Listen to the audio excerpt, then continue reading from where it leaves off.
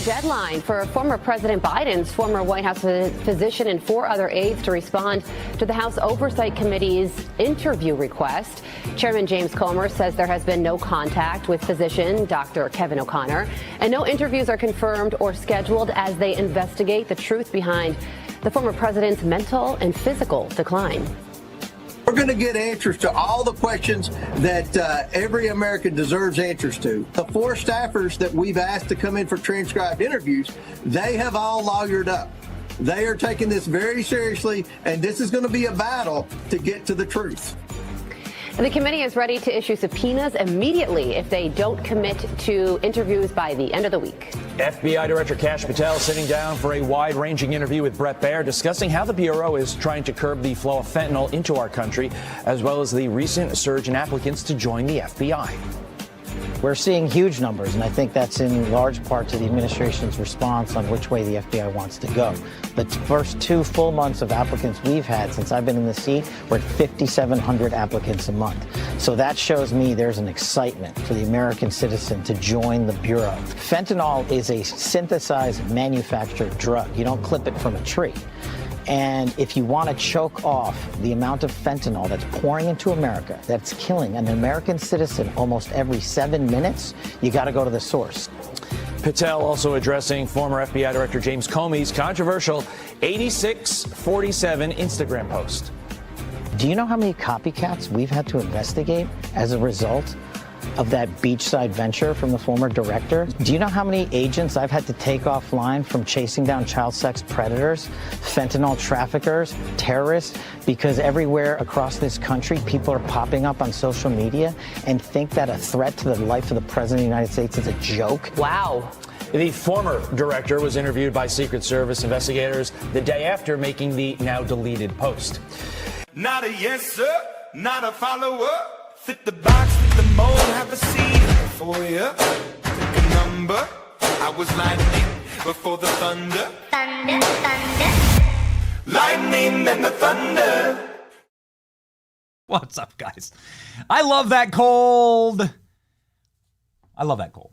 It just works. It just works so well. And ladies and gentlemen, here we go. We're going to be working very well with Karoline Leavitt today, again live at the White House. Everyone has done their stand-ups. We got you Peter Ducey's stand-up to set the table for us. We love just going live, just letting her rip, right? You never know what you're going to see.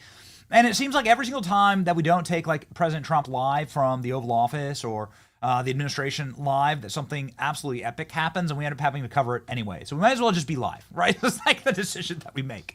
So fresh off of the morning show, 2.5 hours of morning show, we just let it rip. Man, some of those clips are going viral already. We'll see. There's so very much to talk about. I have a sinking suspicion that James Comey and the drive to lock up James Comey is going to be a big question today. Now here you have some of the reporters there, like standing up. I guess someone's getting seated there. But what you're always looking for here is all of the front row seated. Those are the cable news networks. As we talk about, you can kind of like read the room. We don't know who the special chair, social media chair, is today. We know it's not us. Don't worry, we got something cooking, okay, with this. But there is obviously going to be quite a few questions about the Kash Patel and Dan Bongino interviews. Those seem to be the driving forces of the news cycle, and certainly a driving force for us. It's what we predicated our morning show on. It still is quizzling, I guess, as to some of the things that Dan Bongino said this morning on Fox and then Kash Patel said last night on Fox. Both of them still assert that Jeffrey Epstein killed himself, and now that they're going to release video footage to prove that, or at least to prove that he was like alone in his cell when Jeffrey Epstein definitely didn't kill himself. So I guess we'll see. Ladies and gentlemen, they're also going to ask some questions about James Comey. There's got to be questions about Comey. It's got to be, because this is like the lead of the Daily Mail right now. My window, please, Klein. James Comey issued an assassination attempt against Donald Trump. That's what 8647 is. Everyone knows what that is, but especially a guy who's like dealt with the criminal element in this country and the mob and so on. He knows what it is. Kash Patel last night says that there have been a skyrocketing number of assassination attempts against Donald Trump. Now, we know of five assassination attempts against the president. There have been multiple arrests. One dude from Wisconsin that planned on blowing up a Trump rally. Obviously, Ryan Ralph, who stood outside of Trump's golf course with a firearm. Then there's the Butler, Pennsylvania. That guy's no longer, Matthew Thomas Crooks, not with us. We just got a 2-minute warning from the White House. Okay, so we got to rush through this. We know that President Trump was followed. You've never heard about these kind of things. We know that President Trump was followed by a mysterious drone that they had to shoot out of the sky. Do you know this? That they were blowing drones out of the sky? Do you know that's why the inauguration was indoors? They were too scared of a massive coordinated AI drone attack on Donald Trump. That's why they moved everything indoors. They were too scared about it. Ladies and gentlemen, new media seat is being seated right now. Is it Molly Hemingway? I don't know. Anyway, the point is that we know of five direct assassination attempts on Donald Trump. Now, James Comey, of course, posting 8647 is inspiring a ton of copycats. That's what Kash Patel said in our cold. So Kash Patel said, I have to devote enormous amounts of manpower in order to get assurances that these threats are followed up with, right, against Donald Trump. FBI Director Kash Patel says the Bureau has been overwhelmed by copycat threats against Donald Trump's life, including one from a criminal alien that just broke. The new guy was just arrested. Criminal alien was arrested, threatening to kill Donald Trump. Okay, well, play stupid games, stupid prizes. Patel told Fox News' Brett Baier, former FBI director's post, which showed seashells arranged in the numbers, forced him to redirect resources to critics who followed suit. The term 86 is often used to get rid of something, and it's also used by criminal elements to say, kill someone. And you know how many copycats we've had to investigate. Patel grew frustrated when he said he had to deal with this every single day. He believes Comey thought it was funny to share the post. The FBI did not immediately respond to a request from the Daily Mail for the details of the threat to Trump's life. But it comes after 2 assassination attempts. There have been 5 assassination attempts. The 5th one, of course, coming from an Iranian element that was openly coordinating with people in prisons across America that the FBI has distributed information on that. So there's been 5 that we know of off of the top of the dome assassination attempts against Trump. And so this is the leading story today. Patel spoke the day after Comey appeared on CNN to trash Patel's directorship, where he said this guy has literally nothing in his entire adult life that prepares him for this role. Well, he was chief of staff for the Defense Department, which is 17,000 times bigger than the FBI. He was the chief of staff for the Pentagon. So actually, arguably, he's done more than what a standard FBI director would do. Comey added that he feels a bit sorry for Patel and compared him to a dog. Patel told Brett Baier he has no problem with Comey criticizing him. This comes as Patel, who's a frequent critic of the FBI before he was tapped to lead it, rapidly reshaped the Bureau. This is, again, like very interesting. I don't know if we have time to play. Why not just try it? We're going to break in. We'll break in if Karoline Leavitt takes the stage. But here's a good example of what Kash Patel was talking about. A criminal alien saying he's going to kill Donald Trump. Illegal migrant now in custody after allegedly writing that he'll self-deport after shooting President Trump.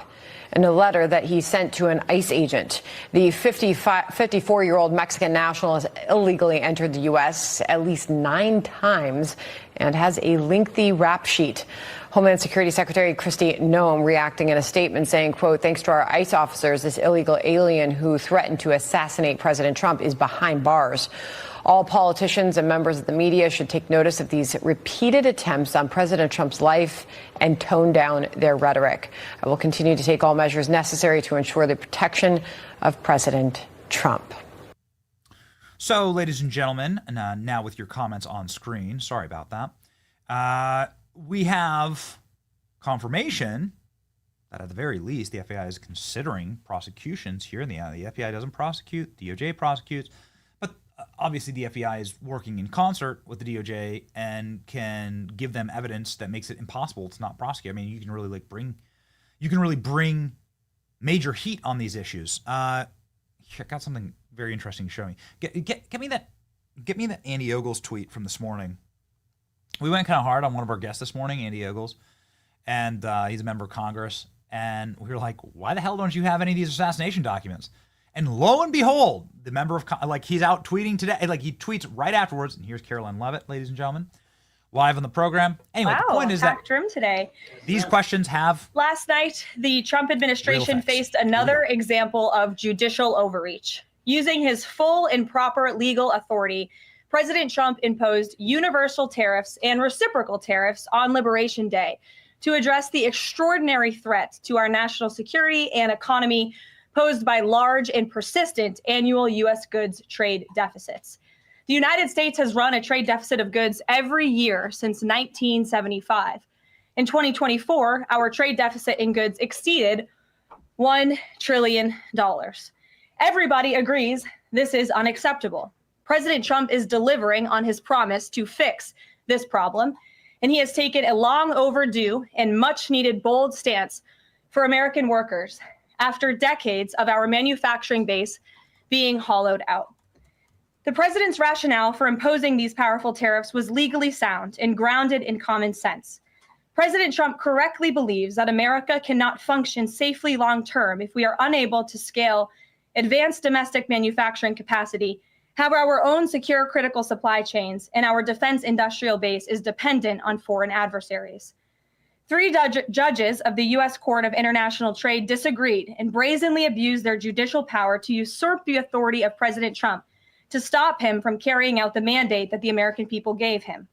These judges failed to acknowledge that the President of the United States has core foreign affairs powers and authority given to him by Congress to protect the United States economy and national security. Congress had created the National Emergency Act to provide the congressional framework to strike down improper IEEPA use. And any questions over whether President Trump improperly imposed these IEEPA tariffs were already adjudicated in Congress following Liberation Day. Congress firmly rejected an effort led by Senator Rand Paul and Democrats to terminate the president's reciprocal tariffs. The courts should have no role here. There is a troubling and dangerous trend of unelected judges inserting themselves into the presidential decision-making process. America cannot function if President Trump, or any other president for that matter, has their sensitive diplomatic or trade negotiations railroaded by activist judges. President Trump is in the process of rebalancing America's trading agreements with the entire world, bringing tens of billions of dollars in tariff revenues to our country, and finally ending the United States of America from being ripped off. These judges are threatening to undermine the credibility of the United States on the world stage. The administration has already filed an emergency motion for a stay pending appeal and an immediate administrative stay to strike down this egregious decision. But ultimately, the Supreme Court must put an end to this for the sake of our Constitution and our country. With Congress returning next week, it's critical that Senate Republicans maintain the momentum and quickly pass the One Big Beautiful Bill. The One Big Beautiful Bill will truly make America safe and prosperous. The One Big Beautiful Bill includes the largest border security investment ever. That's why the law enforcement groups are lining up to encourage its swift passage.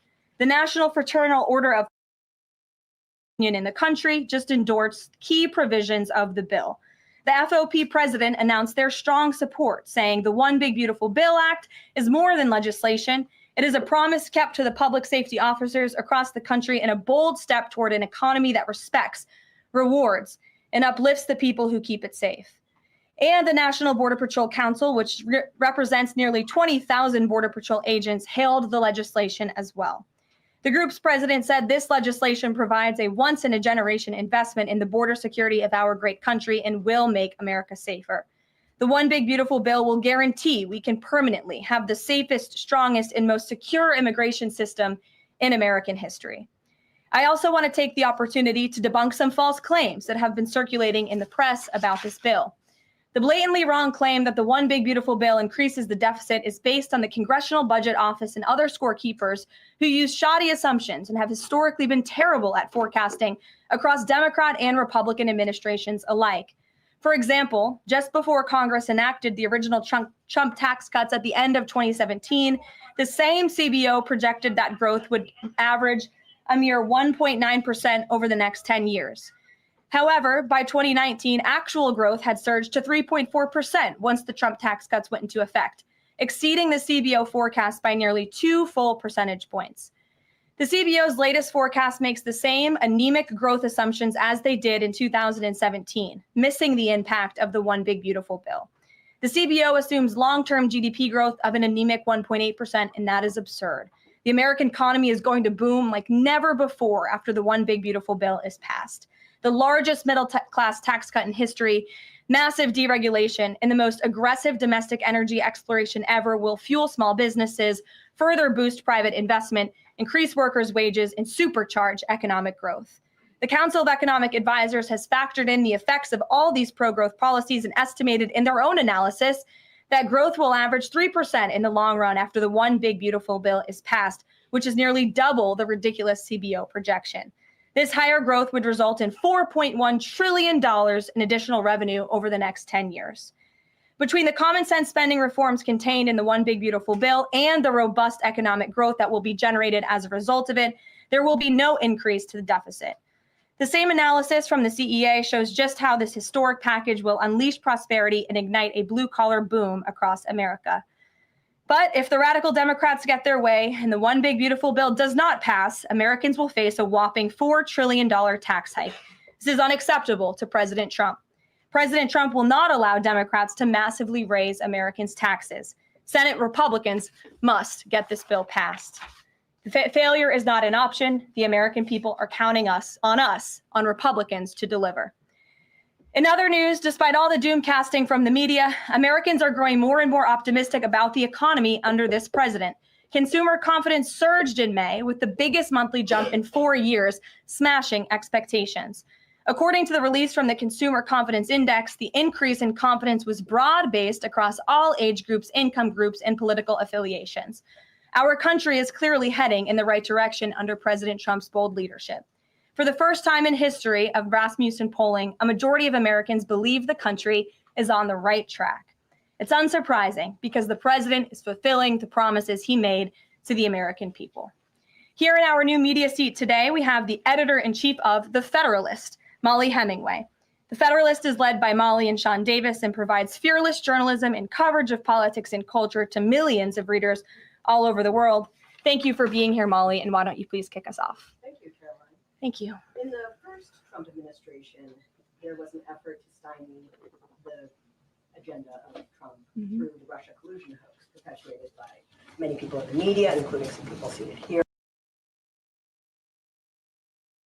other Democrats as well. The second Trump administration, to reference what you said at the beginning, seems to be subject to an effort to stymie the agenda using rogue lower court judges. You mentioned that the Supreme Court could and should do something to rein in these lower court judges. Also, Congress could do something about it, but they don't seem terribly interested in it. It also seems there's not much of an actual coordinated effort from this White House to take and tackle this effort from judges, Democrats and other people using these judges to stymie the agenda. Is there an actual effort by this White House to tackle this issue in a comprehensive way? And if so, what is it? There is an effort by this administration to tackle these rogue judges and the injunctions and the blockades that we have in our broken judicial system in every case. I mean, we have seen time and time again these lower district court judges ruling against this administration and the president's basic executive authority and powers. And this administration is fighting every single one of those battles in court, including already the block that came down from the tariff court, the IEPA court last night. And as on my way out here to the briefing room, I understand that there was another district court judge right here in Washington, D.C., who ruled against the president's tariff power. And I will get to the heart of your question, and I'm glad that we are addressing this in the room today, because nationwide injunctions ordered against the first Trump administration, Trump 1.0, account for more than half of the injunctions issued in this country since 1963. And President Trump had more injunctions in one full month of office in February than Joe Biden had in 3 years. And let me roll through some of these radical injunctions to paint the picture for the American people at home. These are not just talking points. These are real judges in the court of law who are trying to block the president's power and the policies that he was elected to enact. For example, a court ordered the Trump administration to return already deported terrorist aliens back to the United States. A court has ruled the Trump administration can't even temporarily pause our refugee programs. Courts prohibited the Trump administration from eliminating federal funding for child transgender surgery and mutilation, a practice that the American people overwhelmingly reject. A court also held that the Trump administration could not ban people experiencing gender dysphoria or mental health issues from serving in the military. Ridiculous. Courts prohibited the removal of transgender women from women's prisons despite potential physical harm to real women in those prisons, biological women. A Northern District of California judge issued an absurd ruling that the president cannot fire people within the executive branch without Congress passing a bill, even though Congress has expressly authorized the president through the Office of Personnel Management to authorize reductions in force across agencies. A court also ordered the Trump administration to rehire thousands of already fired employees in several cases. A federal judge blocked the Trump administration from defunding the Department of Education, another signature campaign promise that this president has the power to implement. Courts ordered the Trump administration could not eliminate funding for illegal DEI programs, hence the word illegal. These are illegal programs to begin with, and now the courts are trying to say this president can't roll them back. And a district court judge prohibited the president from issuing any categorical funding freezes. And then another court ordered on top of that the administration makes $2 billion of payments in 36 hours. These are just a few of the ridiculous orders that we have seen from lower district court judges every day, and we hope that the Supreme Court will weigh in and rein them in. But White House advisor Stephen Miller says it's judicial tyranny. Some people are calling it a judicial coup. You're saying you're responding to each and every one of these actions, efforts by these judges to delay or thwart the implementation of the agenda. But is there going to be anything more than that, or is it just going to let this operation continue, even though it could delay everything for years until the presidency is over? The administration is operating under the directive given to from the president that we need to comply with the court's orders. He's made that very clear, but we're going to fight them in court, and we're going to win on the merits of these cases because we know we are acting within the president's legal and executive authorities. And thanks for being here. Gabe. Thank you, Karoline. Question on tariffs, but first, actually, some foreign policy news, some breaking news. Some local Israeli media is reporting that Prime Minister Netanyahu told hostage families that he's accepted a 60-day truce offer. So can you confirm, have Israel and Hamas agreed to a truce? I can confirm that Special Envoy Witkoff and the president submitted a ceasefire proposal to Hamas that Israel backed and supported. Israel signed off on this proposal before it was sent to Hamas. I can also confirm that those discussions are continuing, and we hope that a ceasefire in Gaza will take place so we can return all of the hostages home. And that's been a priority from this administration from the beginning. I won't comment further as we are in the midst of this right now. So to be clear, you don't know if Hamas has accepted it yet? Not to my knowledge, but certainly if that becomes case and this ceasefire goes into effect, you'll hear it directly from myself, the president, or Special Envoy Witkoff. On tariffs, Kevin Hassett earlier this morning, he brushed off a legal ruling and called it a hiccup. And he said that trade deal negotiations would continue. Why would other countries continue these trade deal negotiations given the ruling? Because other countries around the world have faith in the negotiator-in-chief, President Donald J. Trump. And they also probably see how ridiculous this ruling is, and they understand that the administration is going to win, and we intend to win. We already filed an emergency appeal. We expect to fight this battle all the way to the Supreme Court. These other countries should also know, and they do know, that the president reserves other tariff authorities, Section 232, for example, to ensure that America's interests are being restored around the world. But I can confirm that our ambassador for trade, Jamison Greer, already heard from countries around the world this morning who said they intend to continue with these negotiations. Peter. Thank you, Karoline. So many of the president's plans right now are being blocked by courts.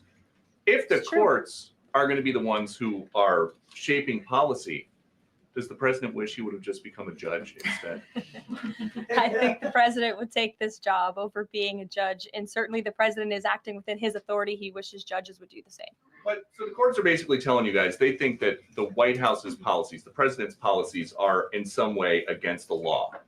So why can't President Trump ask the Republicans that control the House and the Republicans that control the Senate just to make a new law?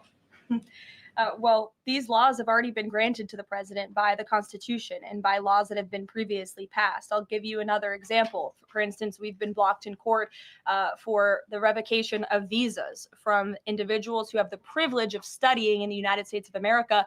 Secretary of State Rubio has simply used his authority to revoke those visas, to revoke that privilege.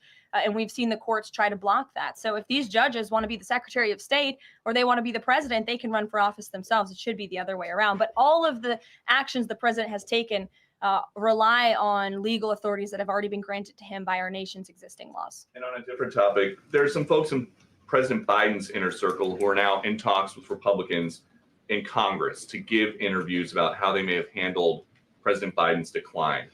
Is the president satisfied with aides only sitting for these transcribed interviews, or would he also like to see some kind of testimony from the former First Lady, Dr. Biden? I think, frankly, the former First Lady should certainly speak up about what she saw in regards to her husband and when she saw it and what she knew, because I think anybody looking again at the videos and photo evidence of Joe Biden with your own eyes and a little bit of common sense can see this was a clear cover up. And Jill Biden was certainly complicit in that cover up. There's documentation, video evidence of her clearly shielding her husband away from the cameras. They were just on The View last week. She was saying everything is fine. She's still lying to the American people. She still thinks the American public are so stupid that they're going to believe her lies. And frankly, it's insulting and she needs to answer for it. Ouija. Thank you, Caroline. President Trump was asked what he thought about Elon Musk's claim that the big, beautiful bill increases the budget deficit and undermines the work of DOJ. And the president didn't actually comment on those remarks. He just talked about the need to support the bill. So what does the president think about what Elon Musk said? Well, the president is very proud of the one big beautiful bill, and he wants to see it pass. He wants the Senate to get to work on it and send it to his desk as quickly as possible.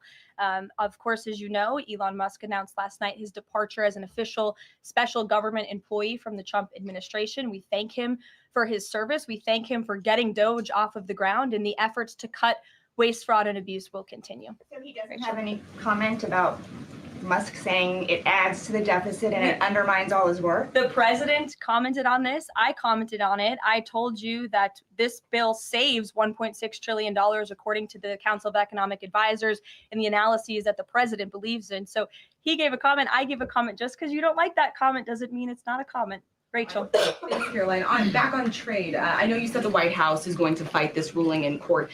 Is the administration actively reviewing other avenues, other options to carry out the president's trade policy? The president's trade policy will continue. We will comply with the court orders, but yes, the president has other legal authorities where he can implement tariffs. However, it does not dispute the fact that the president was right to declare a national emergency when it came to fentanyl and when it came to our crippling deficits and the lack of critical supply chains here at home. That is the reasoning for the president's tariffs. And the court didn't dispute those facts, by the way. And there have been other courts that have reaffirmed the president's position. In fact, a ruling in federal court earlier this month shows that the administration is in the right, said we will win on appeal. A federal district judge in Florida ruled that IEEPA, in fact, does grant the president the authority to unilaterally impose tariffs. And 20 years ago, I will add, they are not a court, the New York Times editorial board responded to the January 2005 trade deficit of $58.3 billion by writing an editorial entitled Dangerous Deficits. And since then, our trade deficit has more than doubled. The U.S. trade deficit in January totaled a whopping $131.4 billion. So people on both sides of the aisle, pundits, lawyers, legal scholars, politicians have all agreed that it is a national emergency, our trade deficits and our lack of critical supply chains here at home. It's just President Trump was the first president to actually act on it, to restore that wealth and that prosperity to the United States of America. And it's very unfortunate that the courts are now blocking his attempts to do that. Has the administration then reached the point where you are actually asking your economic advisors to start reviewing other avenues to implement the president's trade policy, or do you want to just see this legal process take place for now? We can walk and chew gum at the same time. We are doing both. Josh. The Fed says the president met with the Fed chair earlier today. I'm wondering if you can give us any readout of that meeting. The Fed also says that they discussed the economy. I imagine the president might have shared views on rates as well. But what can you share with us? I can share with you that we saw, the president and I both saw the statement that the Fed put out after the meeting. That statement is correct. However, the president did say that he believes the Fed chair is making a mistake by not lowering interest rates, which is putting us at an economic disadvantage to China and other countries. And the president's been very vocal about that, both publicly and now I can reveal privately as well. Did he speak at all about his plans for that position, but whether he would seek to move Jay Powell out of that position or keep him in until his term ends? No. Okay. Very quickly on the tariff question, you mentioned Section 232 earlier. Are you suggesting that you might sort of speed up some of the existing 232 investigations, or are you talking potentially using 232 as a replacement power if this ruling doesn't go your way. Of course, you hope it does. I'm not suggesting that. I'm just simply stating the fact that the president has other legal authorities he can use to implement tariffs, and the administration is willing to use those. As you know, we already have applied Section 232 tariffs on specific industries. Yeah, thank you. President Trump said that he needed 1.5 to 2 weeks to determine whether or not he believed Vladimir Putin wanted peace. He has been in office now for 4 months. What does he believe is going to happen in the next 1.5 to 2 weeks that would change his opinion? Well, it is my understanding and it is our hope that Russia and Ukraine will engage in direct talks and negotiations next week in Istanbul. And we believe that meeting is going to take place. And that is a meeting the president encouraged and urged for these two sides to come together and negotiate directly. And the president has been clear from the very beginning of this conflict that he wants to see this conflict solved on the negotiating table, not on the battlefield. And he's told that to both leaders, again, both publicly and privately. So hopefully next week, it will move the ball forward. Is the United States going to participate in those conversations? We will let you know if the president plans to send a representative. I'm not tracking that at this time. Kelly in the back. Thanks, Caroline. Sure. I wanted to just clarify once and for all the Qatari jet, the sale or the gift, because the Qatari government is asking the U.S. to clarify that the jet's pending transfer was initiated by the Trump administration. So is this something that the White House is going to do? The amount of questions we've received, and we've been incredibly clear, and I have answered this, the president has answered this, the Department of Defense has answered this.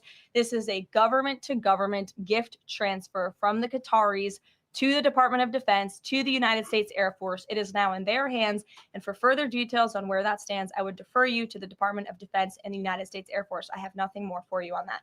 Deanna. Thanks, Caroline. 2 questions, one on the big, beautiful bill, one on immigration. Sure. Yesterday, Trump said, we'll be negotiating that bill, and I'm not happy about certain aspects of it, but I'm thrilled by other aspects of it. Wondering if you could, share any specifics on that. And in immigration, do you know how many illegal migrants have taken Trump's voucher program so far and have deported themselves? I believe it's in the thousands of those who have chosen the easier route of self-deportation. And we certainly encourage all illegal aliens who are present within our homeland to take that option. It's a much more pleasant option than being deported, and we will deport you if you're here illegally. That's our intention. As for the first question, what the president was speaking about is how this is a great bill. However, it has come as a result of a hard negotiation. It's difficult to get things done on Capitol Hill, but thanks to President Trump, this bill is moving in the right direction.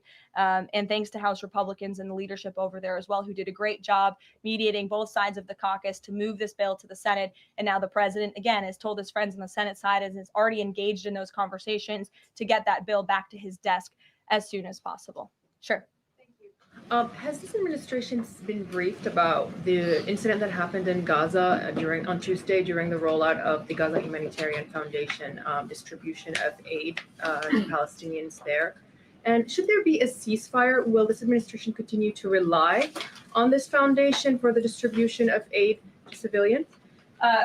Are you referring, what incident are you referring to? Tuesday, when the aid was rolled out to Gaza for the first time in many months, and meals and food was given to hungry people, thanks to President Trump. Yes, we were briefed on that plan. The president was the reason that aid went into Gaza, and he got the Israelis to support that plan.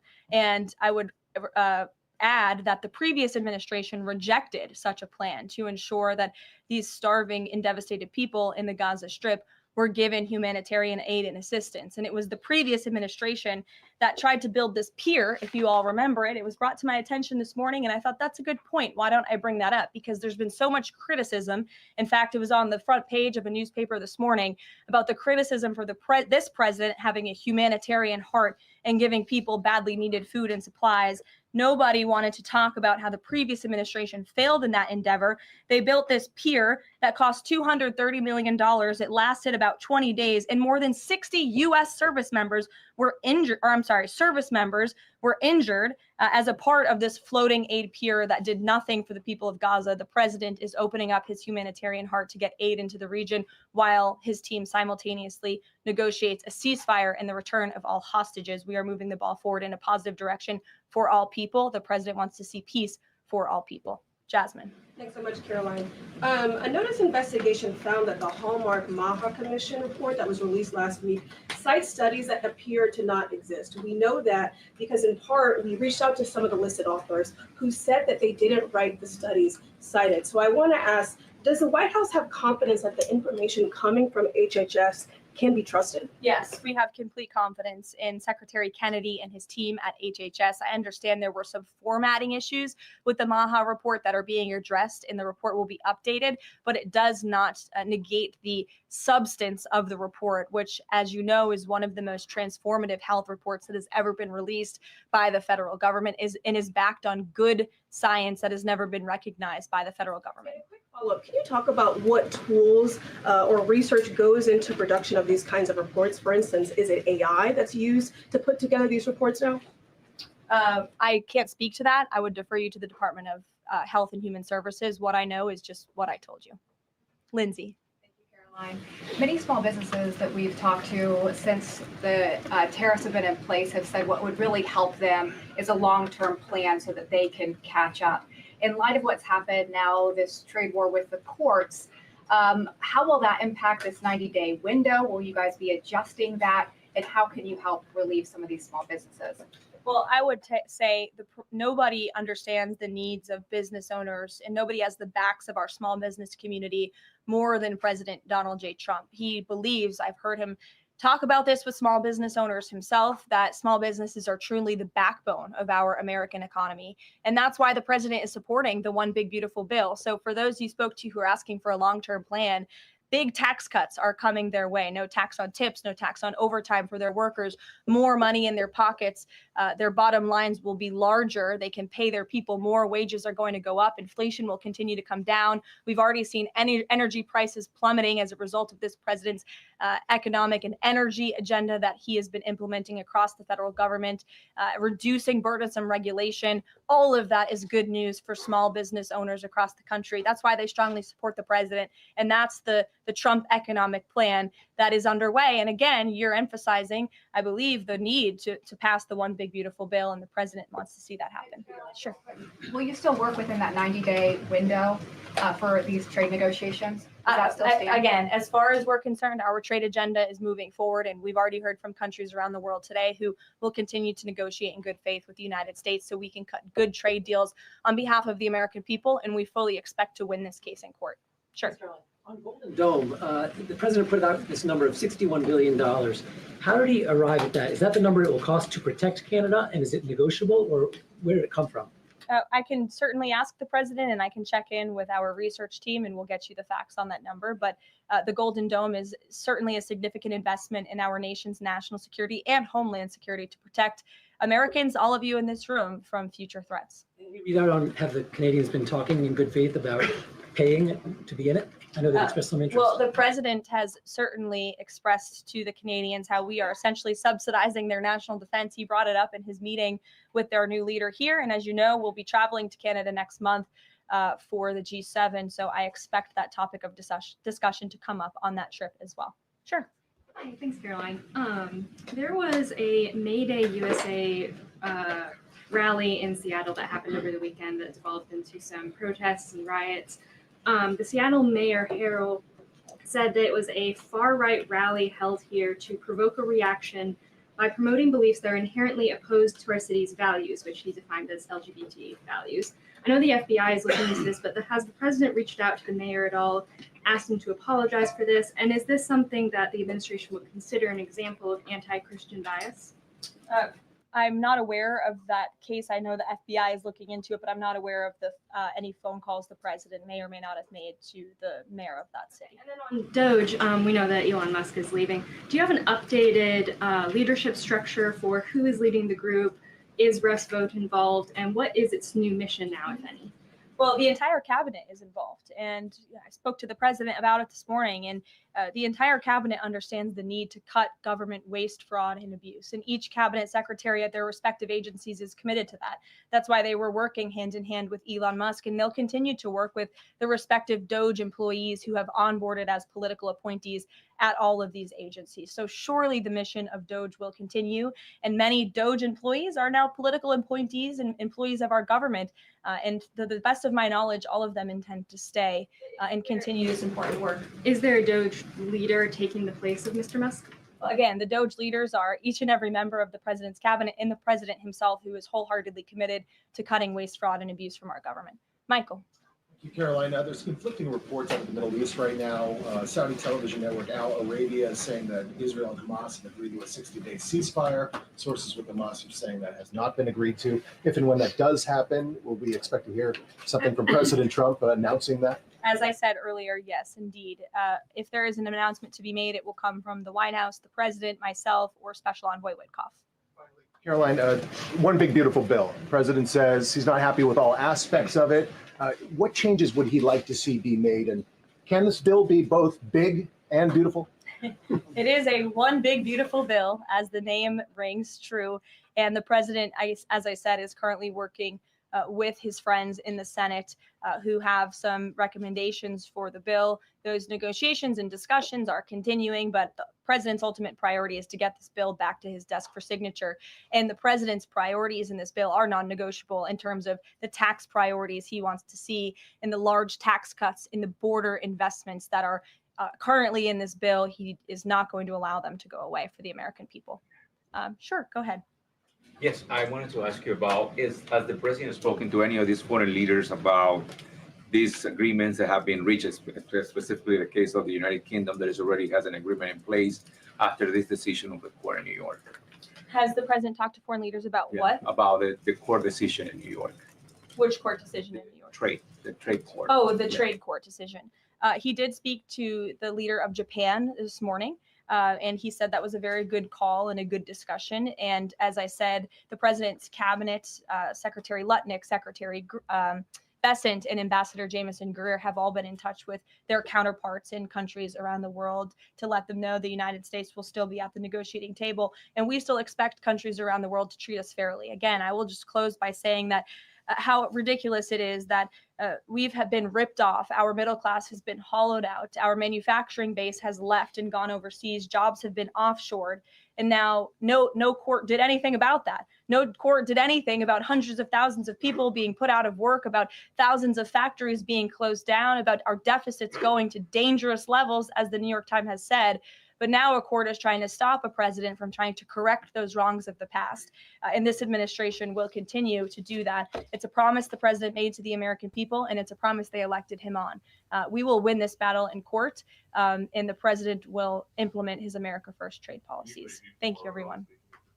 There's the U.S. Steel situation tomorrow this week. I can tell you the president greatly looks forward to going to Pittsburgh, Pennsylvania, where he will discuss this historic deal and discuss American jobs and American steel. And we hope to see you all there. Thanks, guys. All right. Karoline Leavitt, feisty today. You can tell. They're pissed off at these rulings. It's not something to laugh about. I don't like. If Donald Trump ended cancer, a federal district judge would overrule it and would put cancer back into people, put cancer right back into Joe Biden, right? If Donald Trump ended all war, then a federal judge would overrule it and demand that the wars in Ukraine and Gaza and the South Pacific, that would demand that every war start all over again. If Donald Trump ended the nuclear program in Iran, a federal judge would order that President Trump hand them nukes. It is total and complete judicial tyranny. Clearly don't have a country if a judge, any judge, could just overrule the president every single step that they make. What's the point of the executive? Peter Doocy asking a great question. Why didn't Donald Trump just run to be a judge if this is where all the power lies? The courts are wildly out of step and need to be smacked down hard by the Supreme Court. The only way that this works is if the Supreme Court is able to stop being short order cooks for leftists and start delivering on their constitutionally restricted bounds, which is obviously Donald Trump lives within the confines of the laws that are inside of the Constitution and that Congress passes. They abide by that, and the courts chill out, right? This is us asking the questions. Here we go. This is what we were going to preview. This is from earlier this morning. The deep state is real, says Andy Ogles. We need to find out everything about the Trump assassin. Did they act alone? There's a laundry list. This is us kind of going a little hot there. But you know what? This is how you make positive change. This is the kind of question that we want to ask at the White House. Karoline Leavitt, the Donald Trump's tariffs were overturned. The Constitution explicitly says that the president can tariff. It's like it's there in the Constitution. So yeah, they have every right to be pissed at the White House. We're pissed as American people. We're fighting. We're fighting with you. We're fighting right there. And we'll be fighting tomorrow morning when we're live again for our show at 10 a.m. Eastern Standard Time. Please join us. It's your boy Benny. We're going to win. See ya. Not a yes, sir, not a follower. Fit the box, fit the mold, have a seat for you. Take a number. I was lightning before the thunder. Thunder, thunder. Lightning, then the thunder. Thunder, feel the thunder. Who do you think you are? Dreaming about being a big star. This is the Benny Show, where the truth gon' be. Faith and freedom on your TV screen. Stand up strong, battle through the night. The Benny Show's here, bringing liberty to light. From the speeches to debates, Benny sharp like a blade. Cutting through the lies, watch the truth cascade. With the warrior's heart, this man never fades. You know it's prime time when Benny invades. From saving the nation to stories untold, the Benny Show's a storm, see the truth unfold. Stay in the loop, let freedom take hold. Salting all the libs, soul never sold. It's the Benny Show, where the truth gon' be. Faith and freedom on your TV screen. Stand up strong, battle through the night. The Benny Show's here, bringing liberty to light. Liberty to light. Bringing liberty to light. Liberty to light. Bringing liberty to life. From the speeches to debates, Benny sharp like a blade. Cutting through the lies, watch the truth cascade. With the warrior's heart, this man never fades. You know it's prime time when Benny invades. From saving the nation to stories untold, the Benny Show's a storm, see the truth unfold. Stay in the loop, let freedom take hold. Salting all the libs, soul never sold. It's the Benny Show, where the truth gon' be. Faith and freedom on your TV screen. Stand up strong, battle through the night. The Benny Show's here, bringing liberty to light. Bringing liberty to light. Bringing liberty to light. Bringing liberty to light. Bringing liberty to light.